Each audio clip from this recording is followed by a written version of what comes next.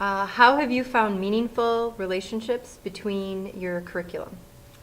One of the things that we found really helpful is we found that in the past our students have struggled a lot on standardized tests with informational texts, and both Jen and I are trained in reading apprenticeship, so we found that a lot of the reading strategies, helping kids to preview texts, predict, ask questions, that kind of stuff, has been really helpful in reading a lot of the scientific pieces, and we tried to bring in like a lot of short articles that the kids could practice those skills with too to help learn the content.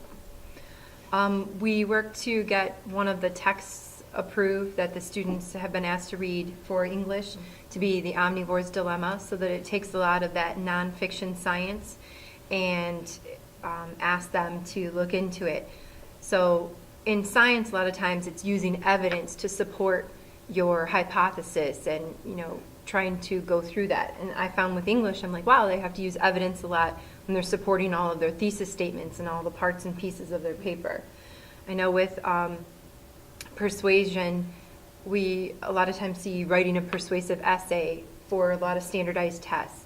And in science, it's a nice overlap, I think, because there are so many things that we have to do. So like, for instance, the kids had to persuade the community as to why they should choose a particular solution.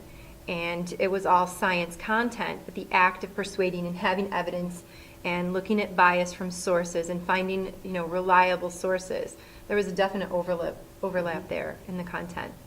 Yeah, we found that there are a lot of things, like bias, talking about bias in writing, along with bias in conducting experiments, and being clear and concise is important when you're writing in English as well as in biology. So we found some really good overlaps that we've been working to create projects so that the kids can see how that one concept applies to two different areas.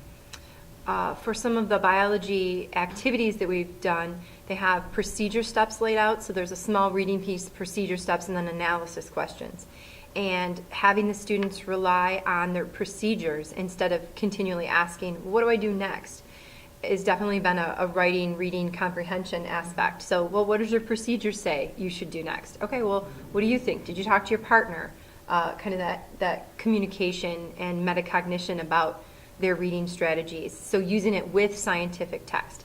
And then analyzing questions. Instead of just a worksheet that they would fill out a bunch of answers on, you give them 2 to 3 really kind of higher level thinking analysis questions. And they have to show their writing skills and as well as their content in those.